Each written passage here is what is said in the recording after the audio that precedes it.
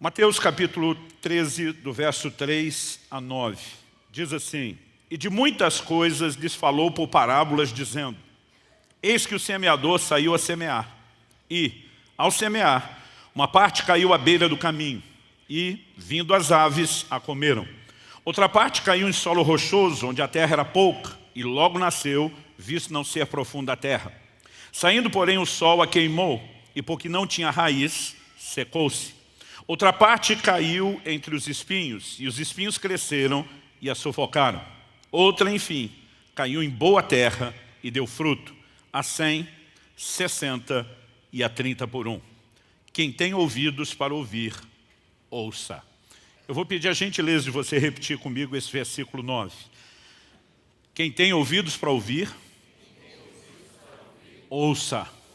Mais uma vez, como se você tivesse assim alimentado antes de vir para o culto e reunião. Quem tem ouvidos para ouvir, ouça. Nós sabemos que Jesus não está falando aqui do ouvido físico, literal. Até porque as pessoas já haviam escutado o que ele disse, e quem não tivesse essa capacidade não adiantaria, não faria o menor sentido ele dar o conselho. O que Jesus está falando diz respeito, na verdade, à forma de ouvir. Eu me lembro quando criança, muitas vezes ter ouvido dos meus pais, tanto meu pai como da minha mãe, que está aqui na primeira fileira, a expressão ouça bem. Esse ouça bem não significa que você aperta algum botão que muda a resposta biológica, fisiológica do seu corpo para melhorar a audição. Quando usavam a expressão ouça bem, nossos pais estão dizendo preste atenção. Não ouça de qualquer forma. Não ouça de uma maneira que isso entre e desapareça ou se perca, ou que você não pegue o sentido completo. Em outras palavras, era uma maneira de dizer, preste atenção. Leve a sério o que eu estou te dizendo. E eu creio que em outras palavras, quando Jesus está dizendo quem tem ouvidos para ouvir, ouça, ele está dizendo basicamente, ouça bem. Aliás, esse é o tema da minha mensagem hoje. Ouça bem. E a razão pela qual eu estou abordando aquilo que Jesus fala no versículo 9 é porque de tudo aquilo que nós vamos ler, eu creio que essa é a chave. Eu creio que aqui ele está dando o tom. Ele não está apenas dizendo quem tem ouvidos para ouvir, ouça a parábola que eu acabei de contar. A parábola, na verdade, nos ensina a como ouvir. E antes mesmo de interpretá-la aos seus discípulos, Jesus está, na verdade, estabelecendo o que eu quero propor como trilho principal da nossa reflexão aqui hoje. A maneira como ouvimos a palavra de Deus determina se ela vai produzir o resultado devido nas nossas vidas ou não. Então eu gostaria que a gente pudesse olhar para esse texto, incluindo os versículos que leremos na sequência, e que a gente pudesse entender esse princípio. Eu vou fatiá-lo em três partes, em três princípios que eu quero dar destaque. O primeiro deles diz respeito à advertência de Nosso Senhor sobre a responsabilidade de quem ouve. Quando ele está dizendo quem tem ouvidos ouça, ele está dizendo que não depende só de Deus falar, depende também de como recebemos. E, em primeiro lugar, eu quero enfatizar o que eu gosto de fazer muito nas minhas mensagens e nos meus ensinos. O fato de que tem não apenas a parte divina, mas temos também a parte humana, a nossa responsabilidade para ser levada em questão. Em segundo lugar, eu quero explorar um pouco essa distinção dos tipos de solo que Jesus faz. Ele fala de uma semente que caiu à beira do caminho, ele fala de uma semente que caiu num solo rochoso, ou dependendo da versão da Bíblia que você usa, pedregoso. Ele fala de uma que caiu num terreno cheio de espinhos, e ele fala de um solo frutífero.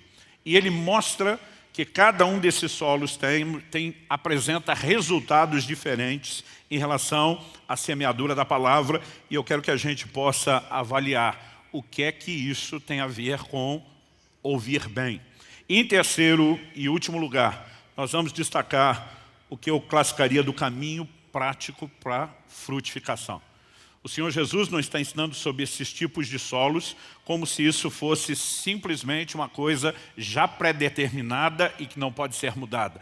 Ele quer nos levar ao entendimento de como sermos aquele solo onde a palavra de Deus produz resultados. E com isso acredito que nós vamos conseguir não apenas ver o quadro completo, mas ter um entendimento progressivo e ainda terminar com uma orientação muito prática para a nossa caminhada cristã.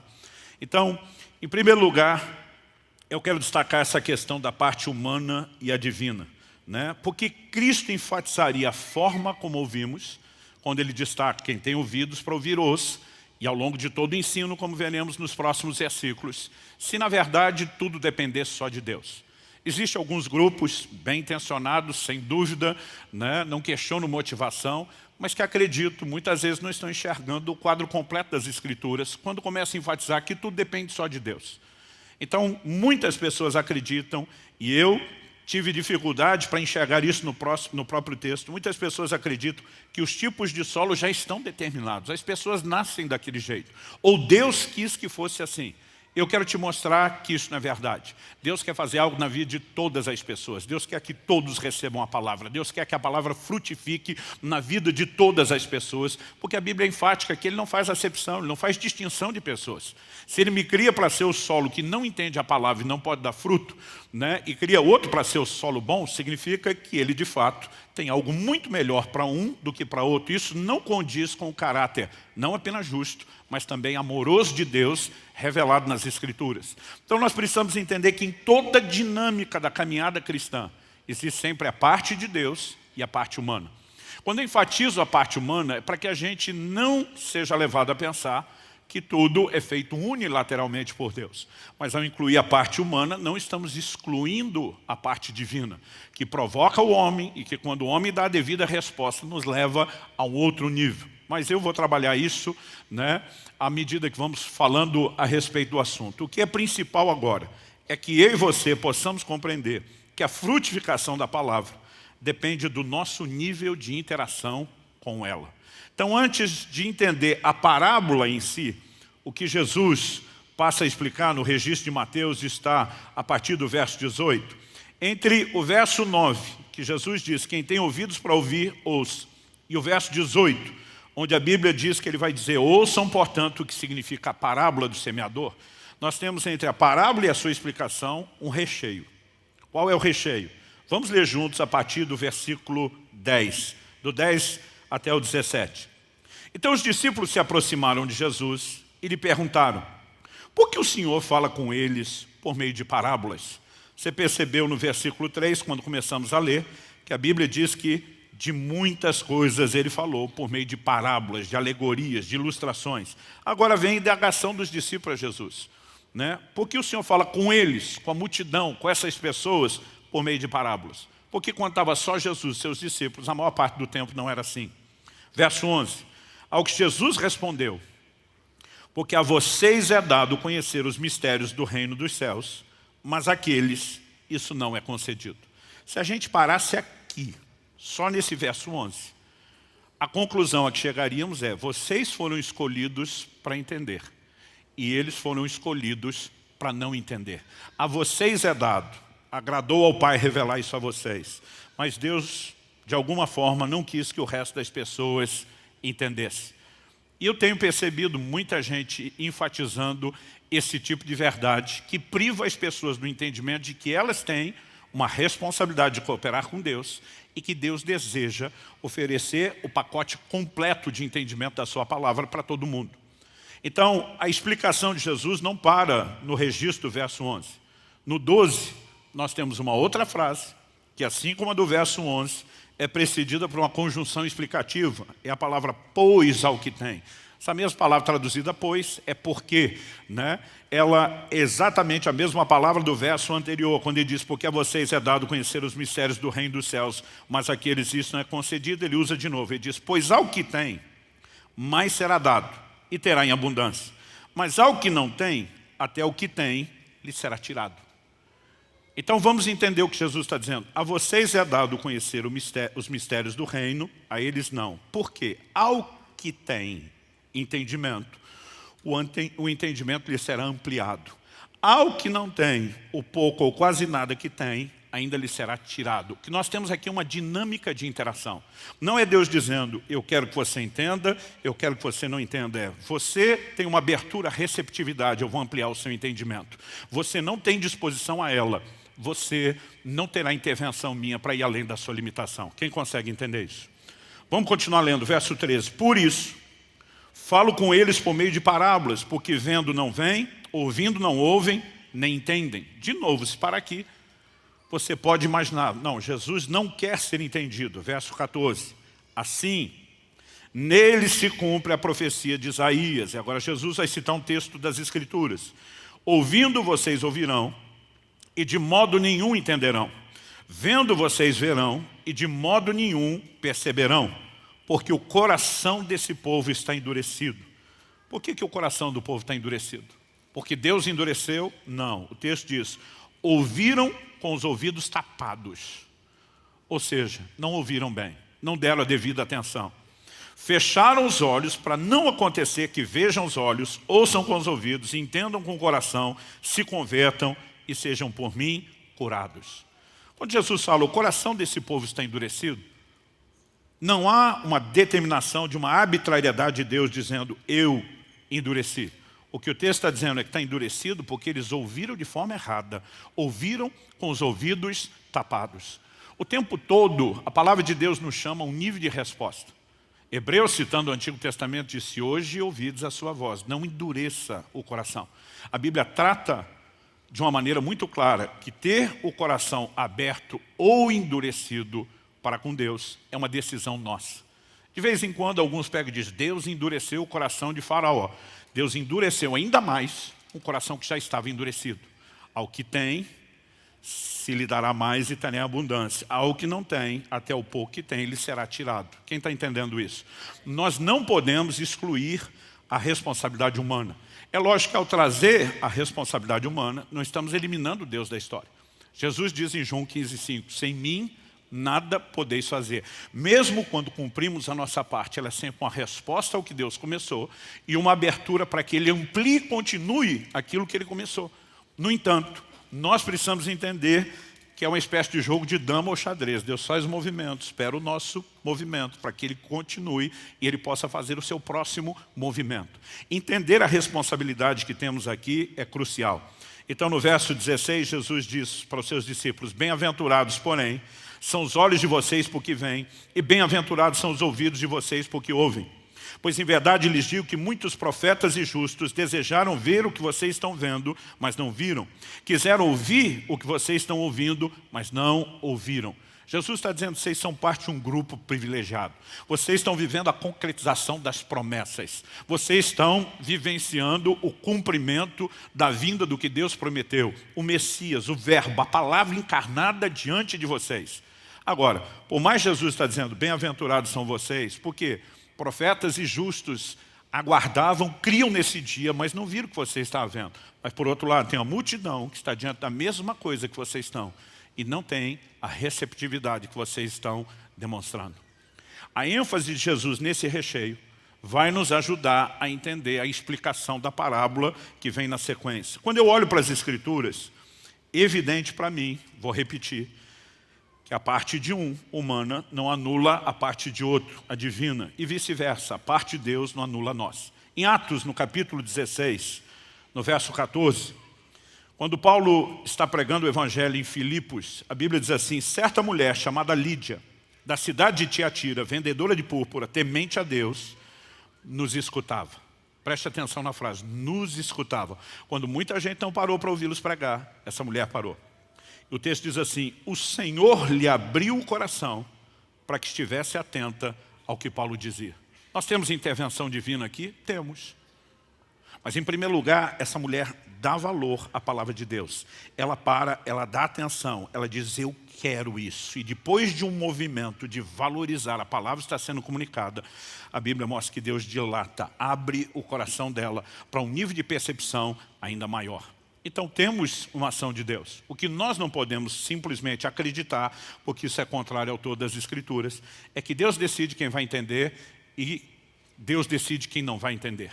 Nossa resposta determina se nós vamos avançar no nível de entendimento ou se nós seremos privados deles. Então essa progressão para mim é muito clara, né? E à medida que nós vamos olhando para as Escrituras, nós vemos sempre a necessidade de que o homem se posicione, de que ele busque Deus, mas com o entendimento de que sem a ajuda de Deus, ele também nunca vai entrar no lugar profundo de entendimento. Eu quero convidar você a me acompanhar numa leitura, que é o Salmo 119, e nós vamos ler dos versículos 27 até o 34. Salmo 119 é o maior capítulo que a Bíblia tem. Eu lembro, quando criança, na responsabilidade da leitura bíblica, muitas vezes, a gente quando tinha que, para você ler a Bíblia toda em um ano, você tem uma média de 3 capítulos por dia. Para ser exato, 3,25 é a conta. E quando a gente estava lendo, sem muito entendimento, debaixo do encorajamento, às vezes da imposição dos pais, queriam criar em nós disciplina, ritmo, mas o coração ainda não tinha empolgação com a palavra. Às vezes eu lembro que eu ficava feliz quando pegava uns salmos, que eram 3 versículos. Eu pensava, vou eliminar um capítulo rapidinho. Mas quando chegava o Salmo 119, eu pensava, isso tudo é um só. E depois ainda tem que ler mais 2, os que estão perto não são necessariamente tão pequenininhos, né? Mas, à medida que o tempo foi passando, o entendimento, a compreensão da palavra foi chegando, eu confesso que o Salmo 119 é tão rico, que o meu sentimento com o tempo mudou. Isso aqui não podia se estender um pouquinho mais. Porque ele tem uma linha de raciocínio do início ao fim, que é a valorização da palavra. O clamor para se entrar num lugar mais profundo, tanto de entendimento como de prática da palavra. Aliás, se a gente pudesse inventar que depois de uma pregação, assim como na escola, tem lição de casa, eu pediria a você que tirasse um tempo essa semana para meditar no Salmo 119, todos os 176 versículos. Né? Lendo exatamente com esse olhar, com esse foco. Né? Qual é a valorização dada à palavra, qual é o clamor por entendimento e pela capacidade de andar nesse lugar de prática da palavra. Mas para não ler isso tudo aqui agora, eu quero que a gente foque aí, então, nos versículos 27 até o 34. E a oração do salmista é a seguinte: faze-me compreender o caminho dos teus preceitos e meditarei nas tuas maravilhas. Quando ele diz faze-me entender, ele está dizendo, não é só minha capacidade humana, racional, natural, mental. Eu preciso da sua ajuda. Verso 28, a minha alma se consome de tristeza, fortalece-me segundo a tua palavra. Ele está tomando a decisão. Eu não quero andar pelo que eu sinto, eu quero andar pela tua palavra. A minha força não deve depender do meu humor, que por sua vez é baseado nas circunstâncias, sim naquilo que o Senhor diz. 29, afasta de mim o caminho da falsidade, favorece-me com a tua lei. Verso 30, uma chave. Escolhi o caminho da fidelidade e decidi seguir os teus juízos. Andar ou não na palavra de Deus é uma escolha, é uma decisão que cada um de nós precisa tomar. 31. Aos teus testemunhos me apego. Não permita, Senhor, que eu seja envergonhado. Percorrerei o caminho dos teus mandamentos quando me deres mais entendimento. Ele não está dizendo que não tem nada, mas ele está dizendo, quanto mais eu entro no lugar do entendimento, mais profundamente eu consigo andar na tua palavra. Verso 33, ensina-me, Senhor, o caminho dos teus decretos e o seguirei até o fim. 34, dá-me entendimento e guardarei a tua lei, de todo o coração a cumprirei. Essa oração nos mostra que o salmista entende que tem a parte humana, eu decido, eu escolho, eu vou andar na tua palavra, eu vou seguir até o fim, mas ao mesmo tempo um clamor, que a tua palavra opere em mim. Que eu não esteja entregue a mim mesmo, a minha própria sorte, aos meus recursos, às minhas limitações. E acredito que isso é uma chave para entendermos essa interação com a palavra de Deus, que é tão necessária. A frutificação da palavra na minha e na sua vida depende do nível ou do formato, da dimensão de interação que eu e você conseguimos estabelecer com ela. E eu creio que isso fica mais claro quando olhamos para os diferentes tipos de solo. O que eu quero fazer aqui agora, em segundo lugar, depois de destacar a parte humana e a divina. No texto que lemos, Mateus capítulo 13, já logo no versículo 4, o Senhor Jesus fala do primeiro tipo de solo. Então quero lembrar que são 4. O solo que Jesus chama de à beira do caminho. O que é a ideia do à beira do caminho? Aquele carreiro por todo mundo, onde todo mundo passava e andava, com tanta gente pisando, é o solo duro. É aquele solo que vai ficando achatado, diferente. Quem já andou muito nesses caminhos de terra, né, percebe que chega ali um momento, ali não cresce mais mato, não existe muita possibilidade de que nada frutifique ali. Primeiro porque as sementes que são naturalmente espalhadas não entram. E se tivesse algum formato, ainda teria a capacidade de ser pisado. Jesus está escolhendo algo que todo mundo vai entender. Essa é a ideia da alegoria. Ele está usando uma ilustração. E ele diz que esse solo, à beira do caminho, é o primeiro. O segundo, ele fala de um solo rochoso, ou como disse antes, pedregoso. Em terceiro lugar, ele fala de um terreno cheio de espinhos. Para, em quarto lugar, falar do solo que é frutífero. E o que eu e você precisamos entender? Que Jesus explica. No verso 4, ele apenas lança a ilustração. Uma parte caiu à beira do caminho, uma parte da semente. Vindo as aves, a comeram. Por que as aves comeram? Porque a semente não entra na terra. Está por lá de fora do solo, está exposta. E porque estava exposta, né, virou comida de passarinho. Qual a explicação que Jesus traz a respeito disso? No verso 19, ele diz o seguinte: a todos os que ouvem a palavra do reino e não a compreendem, vem o maligno e arrebata o que lhes foi semeado no coração. Este é o que foi semeado à beira do caminho. A Bíblia não está dizendo que é só para esse tipo de solo que existe uma disputa espiritual. A disputa espiritual existe para todo mundo. A questão é que esse tipo de solo é vulnerável ao ataque maligno. E muitas vezes nós não paramos para pensar e criar uma consciência de que nós estamos o tempo todo em guerra com o mundo espiritual. Quando você lê o Velho Testamento, principalmente depois da saída de Israel do Egito, é guerra atrás de guerra. Quando chega o Novo Testamento, o apóstolo Paulo escreve em Efésios 6,12, nossa luta não é contra a carne e o sangue. O que ele está dizendo? Diferente deles, nós não temos essas batalhas naturais, literais. Mas o que ele está dizendo é isso não significa que nós não estamos em guerra. Isso também não significa que essas guerras foram registradas sem propósito. Mas ele está dizendo, nossa guerra é outra. Nossa luta é contra principados, potestades, contra as hostes espirituais da maldade. E agora ele começa a falar de uma dimensão de guerra com o reino das trevas. A palavra de Deus diz, resistir ao diabo, ele fugirá de vós. Não deis lugar ao diabo. O tempo todo nós temos alertas. 1 de Pedro 5, né? Você olha o apóstolo dizendo, o diabo anda em vosso derredor, bramando como leão, buscando a quem possa tragar. Ele não pode tragar qualquer um, ele precisa de espaço, ele precisa de vulnerabilidade, mas ele sempre está tentando. Então não é um de 4 solos que está exposto a uma batalha espiritual. A batalha acontece com todo mundo. Alguns se fazem vulneráveis a ela. Em Atos, no capítulo 5, nós vemos o apóstolo Pedro dizendo a Ananias, por que encheu Satanás teu coração para que mentisse ao Espírito Santo? O que ele está dizendo? O Espírito Santo começou um trabalho no seu coração. Em algum momento você deixou o diabo entrar, abortar o que Deus estava fazendo e te roubar de todo o processo. A guerra existe para todos. Mas ali a vulnerabilidade, e por que eu estou destacando essa questão da guerra espiritual? Jesus explicou que a figura usada das aves do céu é o maligno que vem e rouba a palavra. Meu querido, toda vez que a palavra é pregada, ministrada ao seu coração, toda vez que você está lendo a Bíblia, o momento que virá depois é significativo. Porque Satanás não quer que a palavra de Deus opere na sua vida. Ele sabe que Deus faz tudo por meio da sua palavra. Como que Deus criou o universo? Pela sua palavra. Como que o universo hoje é sustentado? Pela sua palavra. Porque muitas vezes nós pensamos na palavra apenas como que dá início, mas não como aquilo que dá continuidade. Em Hebreus, no capítulo 1, quando a Bíblia vai dizer que Deus nos falou pelo Filho, no verso 2, a Bíblia diz assim, a quem constituiu o herdeiro de todas as coisas e pelo qual também fez o universo.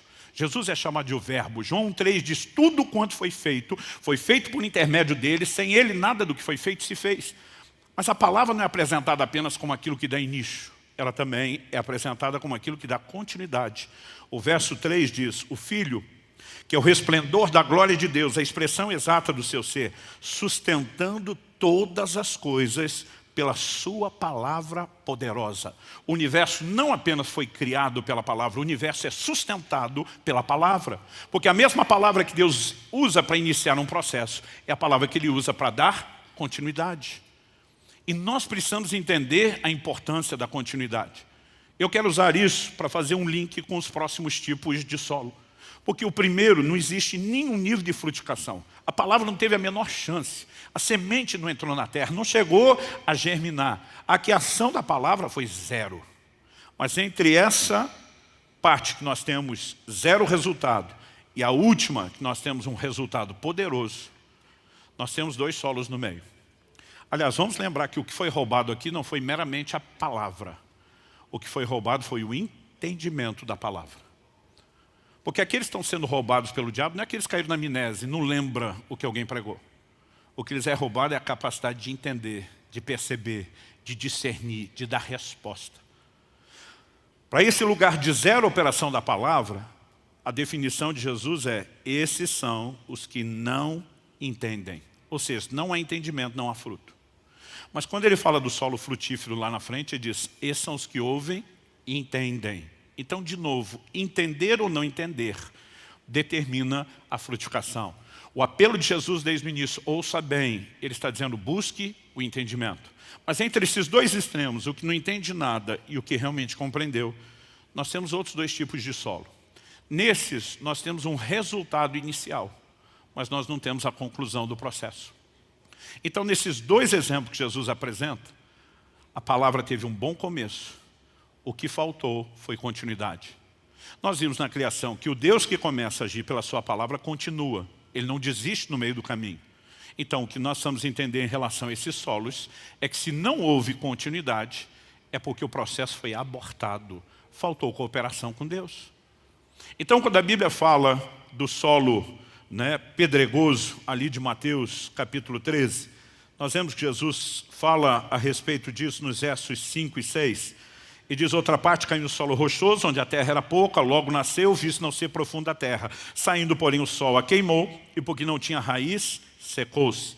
Na hora da explicação, nos versos 20 e 21, Jesus diz: o que foi semeado em solo rochoso, esse é o que ouve a palavra e logo a recebe com alegria. Tem receptividade? Tem, mas para o início, não para o processo.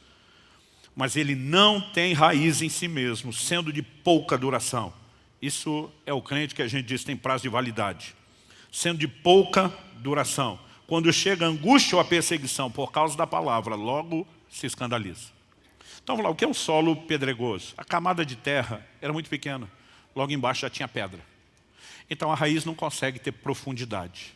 E porque ela não se aprofunda, ela, na verdade, se estende e cresce na superfície. Então, nós vamos chamar de superficial. E porque está na superfície, quando sai o sol, ela se seca. Além dela não estar trazendo nutriente, ela não tem a capacidade de durar.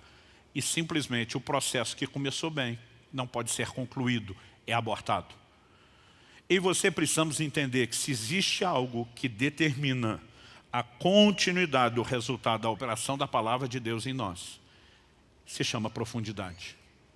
Qualquer um de nós que tentar viver o Evangelho, a interação com a palavra em nível superficial, não vai sobreviver.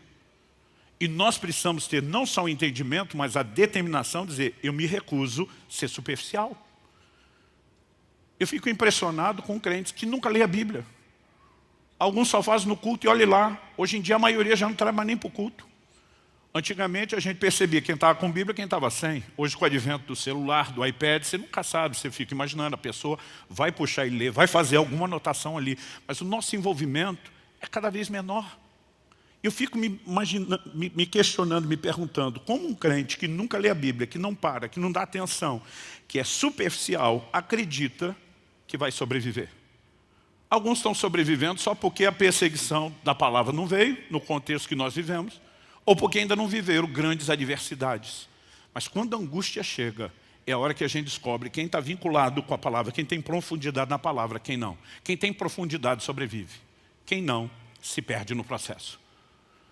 Você olha para uma declaração de um profeta Abacuque, no Cântico de Abacuque, Abacuque 3, de 17 a 19. E diz: ainda que a figueira não floresça, ainda que não haja fruto na vide, que o produto da oliveira minta, que os campos não produzam mantimento, que o rebanho seja exterminado da malhada, que nos currais não haja gado, numa época onde tudo, economicamente falando, dependia do que? Da agropecuária. O cara está dizendo: pode tudo para o beleléu. A resposta dele, verso 18: todavia eu me alegrarei no Senhor, exultarei no Deus da minha salvação. Como? Como que alguém está vivendo esse tipo de circunstância consegue ter essa alegria? Ele responde no verso 19: porque o Senhor faz os meus pés como os da corça, Ele me faz andar nos meus lugares altos. Aí você fica pensando, o que é isso? Isso é uma citação das Escrituras.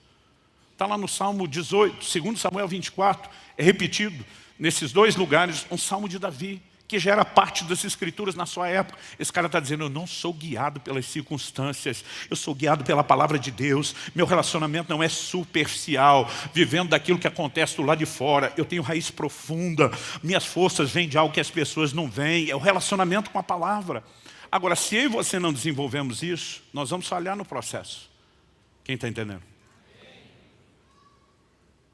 Não adianta apenas começar bem. Tudo que Deus faz na minha e na sua vida, começa pela palavra. Tiago, no capítulo 1, diz no verso 18, pois segundo o seu querer, Ele nos gerou pela palavra da verdade, para que fôssemos como primícias das suas criaturas. Como que Deus nos gerou? Pela sua palavra. O novo nascimento, a regeneração começa pela palavra. Mas Tiago continua, e eu vou ler do 19 ao 22, e diz, vocês sabem essas coisas, meus amados irmãos. Cada um esteja pronto para ouvir, mas seja tardio para falar e tardio para ficar irado, porque a ira humana não produz a justiça de Deus. Verso 21, portanto, deixando toda impureza, acúmulo de maldade, acolham com mansidão a palavra implantada em vocês, a qual é poderosa para salvá-los. O processo de salvação já começou? Sim, a regeneração foi pela palavra. Agora está dizendo, essa palavra que foi implantada dentro de você, a semente incorruptível que te regenerou, acolha ela, abrace ela, porque se você não se relacionar com ela da forma devida, você vai comprometer a continuidade do processo. Como que a gente faz isso? Verso 22. Sejam praticantes da palavra e não somente ouvintes, enganando a vocês mesmos. E diz uma pessoa que não está ouvindo bem, porque o ouvinte está ouvindo, alguma coisa ele está ouvindo. Mas se não trouxe para a prática, ele está dizendo que o que ele ouviu não é importante, não é significativo, a ponto de mudar a sua vida. Quem não tem esse nível de envolvimento com as Escrituras vai sabotar o processo. Depois Jesus fala do solo rochoso. Depois do rochoso ele fala do terreno cheio de espinhos, perdão. Interessante que aqui em Mateus, no capítulo 13, quando Jesus apresenta a ideia e o conceito dos espinhos, ele diz, uma parte caiu entre os espinhos cresceram e a sufocaram. Ou seja, os espinhos não pareciam tão ameaçadores no início. Mas o problema, com o perdão da palavra, dessa desgraça do espinho, é que se você não arranca, ele cresce. Não existe meio termo. E quando cresceram, sufocaram a palavra. O que é que tem esse poder de concorrência, de abortar a palavra de Deus que vinha operando e frutificando? Jesus explica isso. No verso 22. O que foi semeado entre os espinhos é o que ouve a palavra. Porém, as preocupações desse mundo, a fascinação das riquezas, sufocam a palavra e ela fica infrutífera. Concorrência. Enquanto você tem um Abacuque dizendo as circunstâncias não vão me desmerecer porque eu desenvolvi profundidade, você percebe que quem não tem a profundidade, ou ele pode sucumbir diante dessa pressão das circunstâncias, ou ele pode simplesmente sucumbir diante da valorização do que é externo, daquilo que é superficial. Primeira coisa que os espinhos são apresentados, preocupações. Preocupações com sobrevivência, com tudo, ela está muito mais relacionada à falta de recursos. E tem gente se comprometendo espiritualmente, porque dá demasiada atenção à falta. Mas a Bíblia diz que a fascinação das riquezas também. Alguns estão se deixando levar pela fascinação do que queriam ter. Outros se deixam levar pela fascinação do que alcançaram. Os que alcançaram já não têm mais as preocupações de antes. Mas ambos estão sendo atraídos por uma demasiada valorização do que é externo, a ponto de não valorizarem a palavra de Deus. Sempre que a palavra de Deus tiver concorrência e ela não estiver no lugar de importância, nós vamos ter problemas.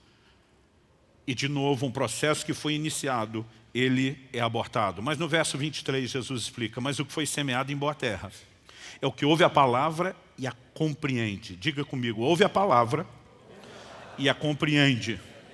O texto diz, esse frutifica e produz a 100, a 60 e a 30 por 1. São níveis distintos de frutificação, como acontece com muitos solos. Mas onde existe frutificação é porque houve compreensão. Quando existe zero operação da palavra, nenhum nível de entendimento. Quando existe o início e conclusão do processo, uma receptividade de entendimento inicial, mas o processo foi sabotado. Agora, onde existe compreensão, no começo e na continuidade, fruto garantido. Agora a pergunta é, quem determina a compreensão? E aí nós vamos voltar para o primeiro tópico, da parte humana e da parte divina. Eu comecei a prestar atenção nessa parábola quando ainda era adolescente. E eu achava, honestamente, quando eu lia, que um já nasceu para ser o solo à beira do caminho, o outro já nasceu solo pedregoso ou rochoso, o outro nasceu terreno cheio de espinhos, e um quarto da população, eu imaginava essa divisão exata, 25% para cada um, não sei porquê, e eu imaginava um quarto da população nasceu privilegiada para compreender a palavra. Então eu achava que o tipo de solo que nós somos é que determina se haverá ou não a compreensão da palavra.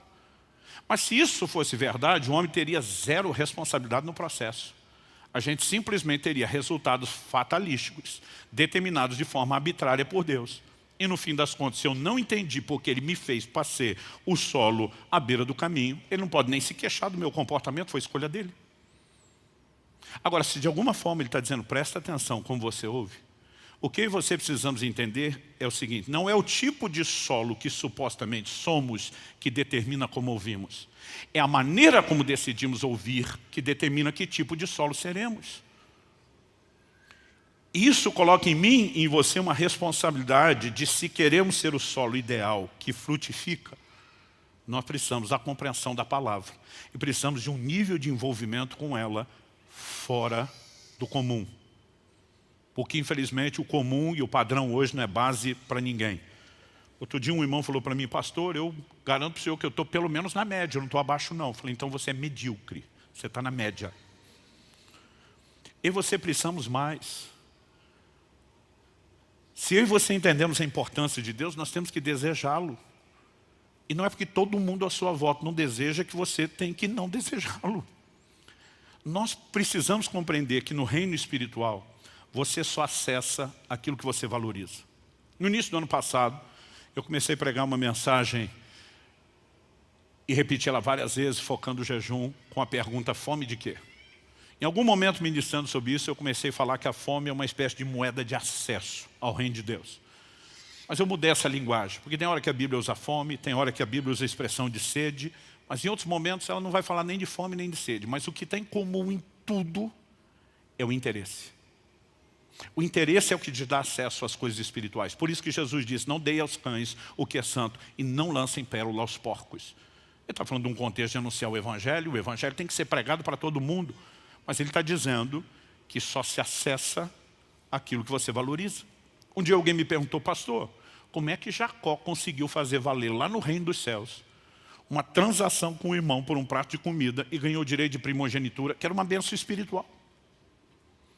Eu falei, a Bíblia não diz que Jacó comprou o direito de primogenitura diante de Deus. Ele comprou do irmão. Ah, mas passou para ele. Eu falei, não pelo ato de compra de Jacó. Quando você vai ler a Bíblia, principalmente o Novo Testamento, que dá a leitura desse episódio, você vê em Hebreus 12, que a Bíblia diz que Esaú desprezou o seu direito de primogenitura. Não foi Jacó que autenticou a compra diante de Deus. Foi Esaú que autenticou o cancelamento, quando ele não deu valor àquilo. Nós precisamos entender que a valorização é o ponto. Jacó está agindo de forma errada, equivocada, mas ele tem algo que o irmão não tem. Ele está olhando para o irmão jogando aquilo fora, ele está dizendo, eu quero isso, eu valorizo isso. Quem está entendendo? Jesus dá um exemplo a uma mulher cananeia que pede ajuda, intervenção e cura. Jesus tinha enfatizado várias vezes, eu fui enviado às ovelhas perdidas da casa de Israel. Ele fala para os seus discípulos, vão e preguem o Evangelho, mas ainda não aos gentios. O plano de Deus se abriria, desdobraria aos gentios depois, mas por conta de uma aliança com Abraão, tinha que ser apresentado a descendência, a linhagem natural de Abraão. Essa mulher que chega é uma sírio-fenícia, uma cananeia, ou seja, ela é uma gentia, ela não é da linhagem de Abraão. Jesus olha para ela e diz, não é lícito tirar o pão dos filhos e entregá-lo aos cachorrinhos. Jesus está usando uma analogia, dizendo, nesse momento, os filhos da casa que têm direito, você não faz parte deles. A mulher olha e diz, Senhor, mas os cachorrinhos comem das migalhas que caem da mesa. O que ela está dizendo? Honestamente, o Senhor vai conviver comigo que os filhos não estão aproveitando tudo. Deixa eu pegar a rebarba, deixa eu pegar o que eles estão desperdiçando. Eu não quero usurpar o direito deles, mas eles não estão aproveitando o que o Senhor está oferecendo. Jesus olha e diz, mulher, grande é a tua fé. A Bíblia diz, na mesma hora a filha foi curada, foi liberta. Agora pensa comigo.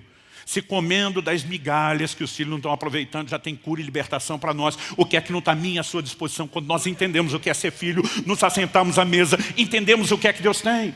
Mas nós não vamos viver nada extraordinário sem entendimento. E o entendimento não é acessado se ele não for valorizado.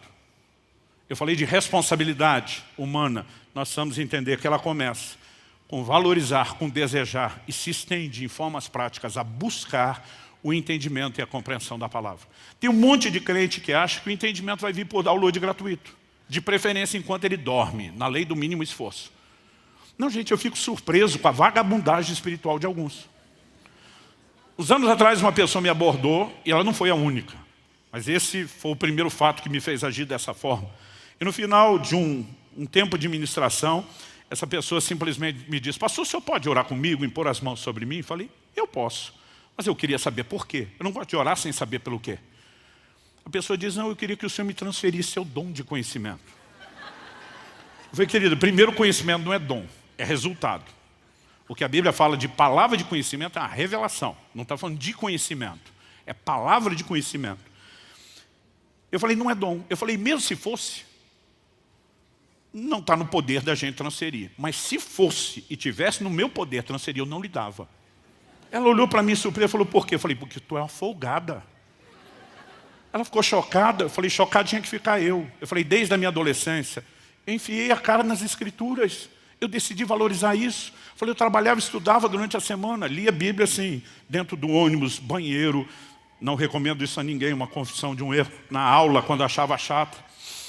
Um dia, na chamada, em vez de responder presente, respondi aleluia.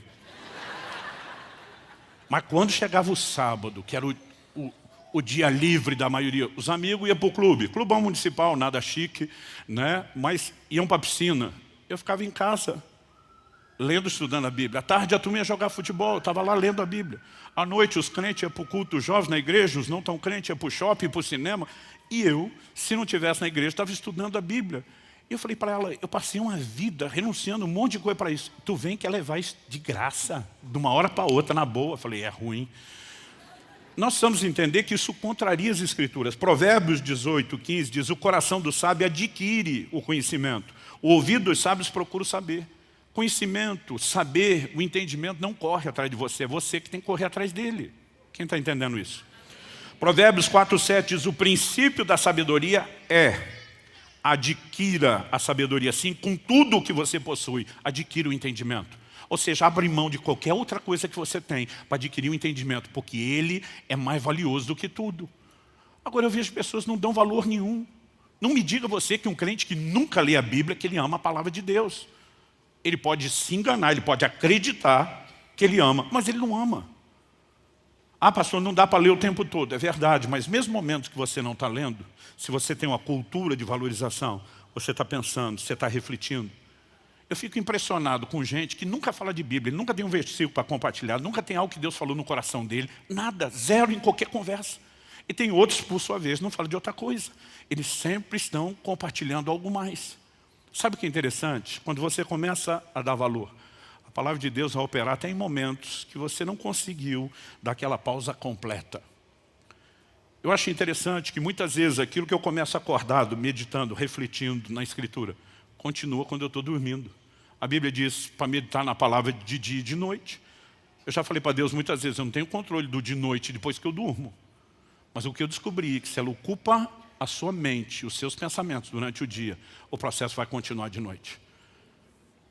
E acredite você ou não, muitas vezes aquilo que eu só questionei, pensei, orei durante o dia, me é explicado durante a noite.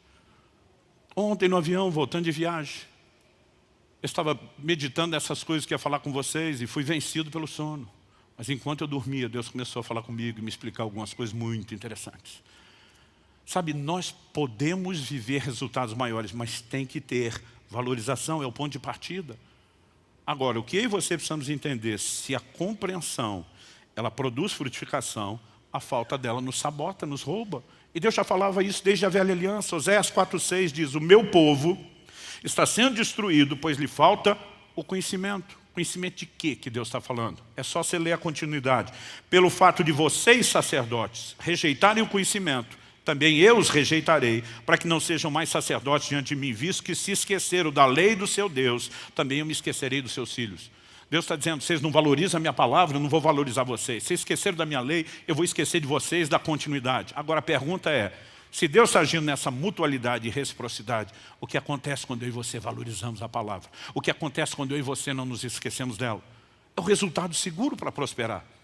Deus diz para Josué, não se aparte da tua boca o livro dessa lei. Antes medita nele de dia e de noite. Tenha o cuidado de fazer segundo tudo quanto nele está escrito. Fazendo assim, você vai prosperar em todas as coisas.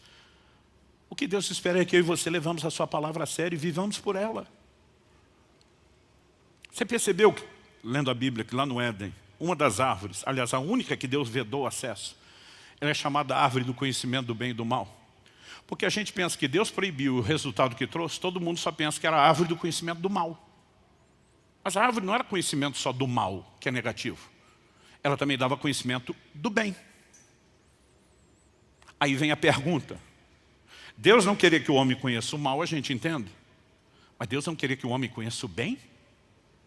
Qual o motivo dele vedar o acesso ao conhecimento do bem? A verdade é que o homem não precisava conhecer o bem ou o mal. Deus está dizendo, eu estou te dizendo o que você deve fazer.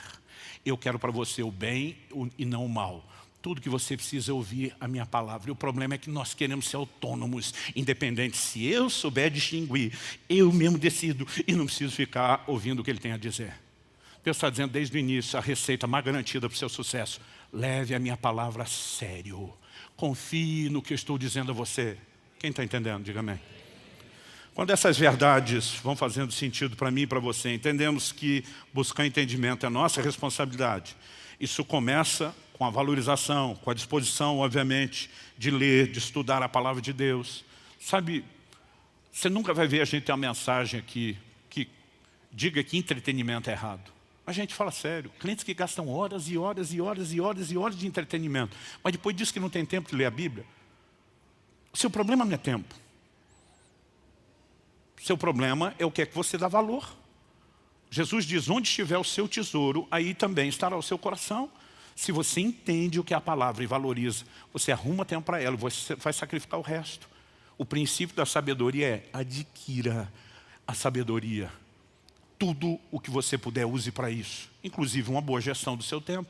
Mas a razão pela qual muitas vezes nós não gerenciamos é porque não damos o devido valor. Porque onde damos valor, o coração acompanha. Isso não vira apenas o trilho no qual nós nos movemos, a meta que vamos alcançar, mas a nossa empolgação de vida.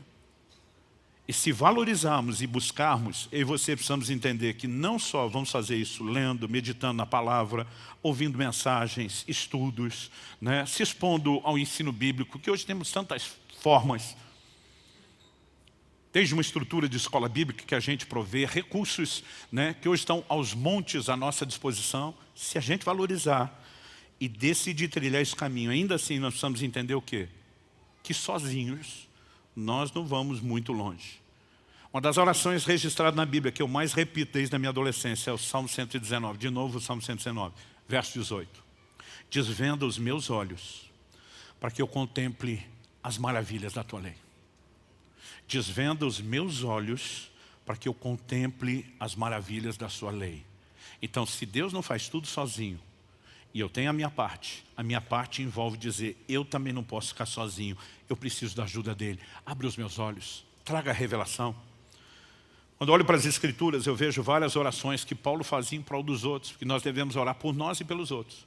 Efésios capítulo 1, de 17 a 19, Paulo diz, peço ao Deus de nosso Senhor Jesus Cristo, o Pai da Glória, que conceda a vocês espírito de sabedoria e de revelação no pleno conhecimento dEle. Peço que Ele ilumine os olhos do coração de vocês, para que saibam qual é a esperança da vocação de vocês, qual é a riqueza da glória da sua herança nos santos e qual a suprema grandeza do seu poder sobre nós, os que cremos, segundo a eficácia da força do seu poder. Conhecimento produz um nível de resultado, conhecimento revelado, nem se fale. A conversa é outra. A Escritura diz, o choro pode durar uma noite, mas a alegria vem pela manhã. O choro na vida de quem teme a Deus, a tristeza, a dor, deveria ter prazo de validade. Mas a pergunta é, aquela declaração é literal? Eu não creio. Porque se fosse, todos os nossos problemas se resolveriam automaticamente, em no máximo 24 horas. Amanheceu, zerou tudo, todo mundo acordava contente, de bom humor, o que não acontece com muito crente. O que a alegria vem pela manhã? Se isso não é literal, porque a Bíblia fala que o choro de alguns durou muitos dias, e é alegório, qual é o significado? Que simbolismo, alegoria nós temos? A Bíblia está dizendo que o choro prevalece durante a noite. O que é que prevalece na hora da noite? Trevas, escuridão. O que muda com o amanhecer? A chegada da luz.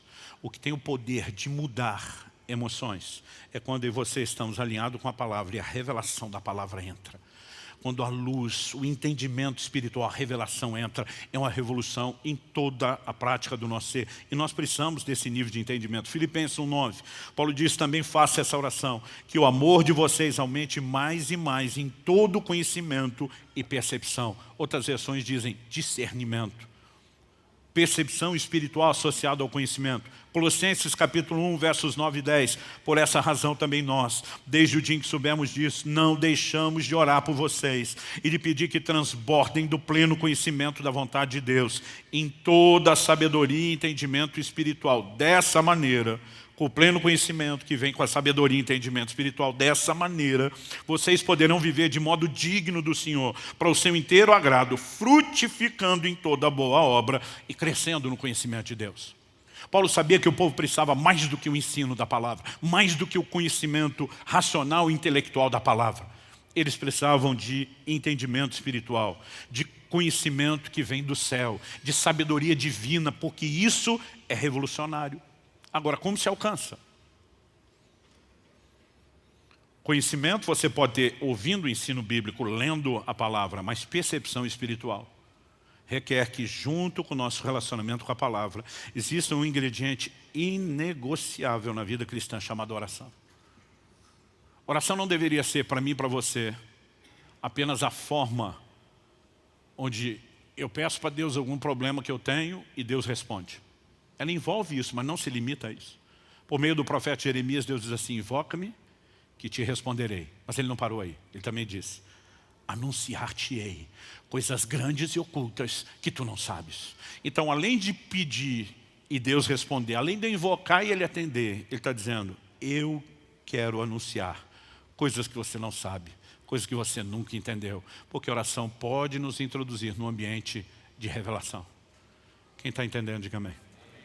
Nós precisamos valorizar a palavra, buscar o entendimento.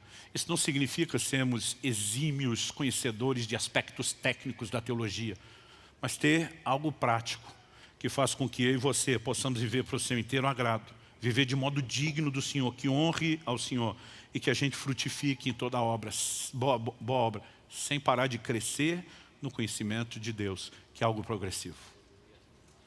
Você recebe essa palavra? Então, recapitulando o sentido de ouça bem. Tem a parte divina, mas tem a humana. Quem tem ouvidos para ouvir, ouça. Recapitulando os tipos de solo, temos a beira do caminho, solo pedregoso, terreno cheio de espinhos e o frutífero. O que determina que tipo de solo que seremos é a maneira como ouvimos. Ela que determina os resultados. E se queremos ser o solo frutífero, escolhemos isso.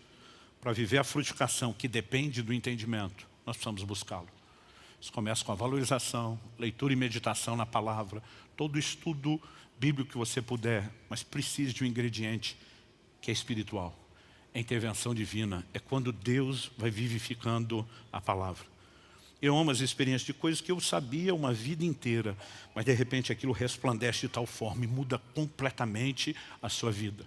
Como que nós passamos para esse outro nível? Oração. E nós não deveríamos orar apenas por questões naturais. Muitas vezes eu tiro tempo para orar, e às vezes eu estou, principalmente quando vou orar em línguas, a Bíblia diz que quem fala em línguas, fala mistérios. Eu creio que muitas vezes Deus nos leva a um lugar onde nós começamos a falar no nosso espírito. A Bíblia diz que em espírito você ora, somente está sem fruto. E você começa a orar a respeito dessas verdades. Eu tenho essa experiência quando eu gasto tempo orando em línguas. De repente parece que alguma coisa sai do andar de cima do plano espiritual e entra na cabeça da gente. E de repente o entendimento abre, expande. Mas às vezes eu estou orando especificamente por entendimento. Não apenas uma oração que eu não sei o que é. Mas quase sempre esse último estágio, que você entra no lugar de revelação, ele só é acionado por esse tempo de oração. Eu tenho entendido a importância ultimamente, nunca percebi isso antes, que o jejum tem nesse processo, mas isso não é assunto para hoje, é para outra hora. Mas a oração é a nossa chave.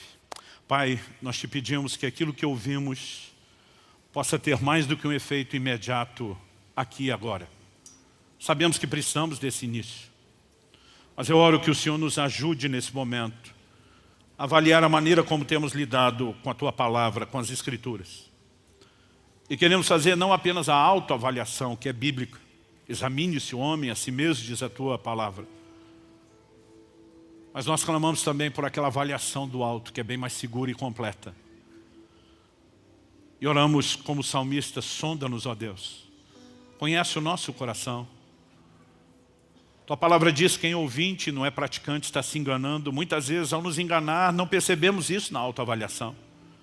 Mas na avaliação do alto, isso muitas vezes é exposto. E nós oramos que o Teu Espírito exponha onde estamos. Queremos que o Senhor nos mostre o nível de valor que estamos dando à palavra, ou que nem temos dado. E o contraste com onde deveríamos estar. Não para que ninguém saia desse lugar, debaixo de culpa, ou condenação, ou tristeza, mas para que haja uma decisão de mudança. Desperta-nos, Senhor. E oramos quando saímos desse lugar, que as aves do céu não roubem a semente que está sendo plantada. Oramos que ela seja acolhida com mansidão. Oramos que haja disposição, ó Deus, de reflexão, de análise, de avaliação, de meditação pós-culto, que permita que aquilo que o Senhor começou não apenas continue, mas cresça e se desenvolva. Nós clamamos graça e favor do alto sobre cada um nesse lugar, sobre cada um daqueles que nos acompanham por meio dessa transmissão. Em nome de Jesus. Sopra Teu fôlego de vida sobre o coração de cada um de nós. E que a Tua palavra cumpra o propósito pelo qual tem sido liberada. Nós oramos em nome de Jesus. Se você crê e concorda, diga amém.